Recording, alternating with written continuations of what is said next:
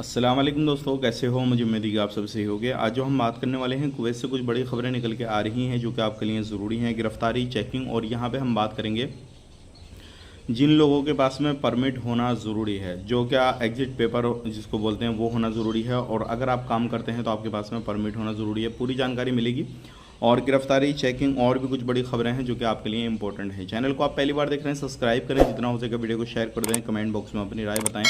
आप वीडियो कहाँ से देख पा रहे हैं वो भी कमेंट कर सकते हैं। सबसे पहले खबर की तरफ बढ़ते हैं। जो बड़ी खबर आ रही है निकल के, अभी जो है 1 तारीख से एक कानून शुरू होने वाला है जो क्या 1 जुलाई है, जिसको आपको फॉलो करना रहेगा। अगर आप वर्क वीज़ा पे वीज़ा नंबर 18 पे काम करते हैं तो सभी के लिए ज़रूरी है, चाहे आप छुट्टी जाएं, फाइनल एग्जिट जाएं, कैसे भी जाएं, लेकिन आपके पास में जो है एग्जिट पेपर होना ज़रूरी है। सबसे पहले आपने करना होगा, साहिल एप्लीकेशन को खोलना होगा, उसके अंदर आपको सर्विस का ऑप्शन मिलेगा, वहाँ से आपने रिक्वेस्ट करनी है और उसके बाद में ज़्यादा से ज़्यादा आप 7 दिन पहले रिक्वेस्ट कर सकते हैं और कम से कम 24 घंटे पहले रिक्वेस्ट कर सकते हैं। और ये ज़रूरी है हर बंदे को, बिना रिक्वेस्ट किया बिना आप एग्जिट पेपर के सफ़र नहीं कर पाएंगे। इस चीज़ का ध्यान रखिएगा। ये उन लोगों के लिए है जो क्या वर्क परमिट यानी कि जो वर्क वीज़ा नंबर 18 पे आते हैं और काम वगैरह करते हैं किसी भी तरीके से, उन लोगों के लिए ज़रूरी है। घर खाता में जो काम करते हैं उनके लिए कोई ज़रूरी नहीं है। इस चीज़ को ध्यान में रखिएगा। अगर आप कुवैत के अंदर रहते हैं तो बिना इसके आप नहीं जा पाएंगे। इस चीज़ का खास करके ध्यान दें। अब बात कर लेते हैं, अगर आप लोग कुवैत के अंदर काम कर रहे हैं और आपका वीज़ा ख़त्म हो चुका है और अभी भी आप इलीगल होकर काम कर रहे हैं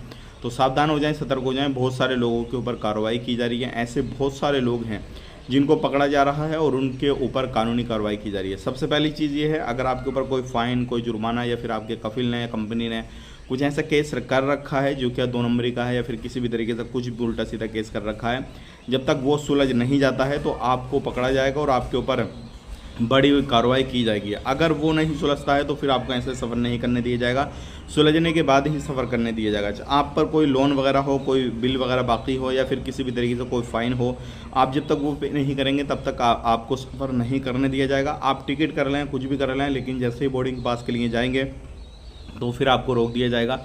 परेशानी ये हो जाएगी कि आपका जितना भी पैसा आपने टिकट के लिए दिया हुआ है, जो भी 20-25 हज़ार रुपया कहीं के भी हिसाब से आपने जो भी पेमेंट दिया हुआ है वो आपका रिफंडेबल नहीं होगा, क्योंकि आपको मालूम है लास्ट टाइम पे जब आप फ़्लाइट मिस करेंगे तो फिर वो रिफ़ंड नहीं होता है। तो सबसे पहली चीज़ ये है, सबसे पहले आप जो भी मसला है किसी भी तरीके का उसको क्लियर करें और उसके बाद में ही अपना टिकट निकालें, नहीं तो फिर आपको परेशानी हो जाएगी। बात कर लेते हैं यहाँ पे अगली खबर की तरफ। जो अगली खबर आ रही है निकल के, ये आ रही है डोमेस्टिक लेबर ऑफिस के हवाले से। अगर आप कोई भी वीज़ा इशू करवाते हैं तो अभी कुवैत के अंदर बहुत सारे डोमेस्टिक ऑफिस लेबर ऐसे हैं जो क्या उनके पास में लाइसेंस नहीं है, खाली ऑफिस खोल के बैठ गए हैं। तो ऐसे लोगों से बच कर रहें, क्योंकि अभी ऐसे लोगों पर कार्रवाई की जा रही है और ऐसे बहुत सारे लोग हैं जो कि लोगों को बुला लेते हैं और उसके बाद में वहाँ पर वो इलीगल हो जाते हैं। इलीगल ऐसे होते हैं, जिस कंपनी में बुलाते हैं उसका कोई अता पता नहीं होता, वो बंदे बुला के छोड़ देते हैं। उसके बाद में उनको कफालत टाइप की एक चीज़ होती है जो कि कुछ दिनार एक फ़िक्स हो जाते हैं कि भाई आप हमें इतना देते रहना और आप अपना काम करते रहो, ये सारी चीज़ें। तो उसमें मसला हमेशा खड़ा रहता है और उसमें रिस्क बहुत ज़्यादा रहता है। तो ये सारी चीज़ें हैं, आप ध्यान रखें, सावधानी बरतें। आज के लिए इतना ही। चैनल को सब्सक्राइब कर लें। आप अपना ख्याल, अपनी फैमिली और ख्याल रखें। Take care, bye bye.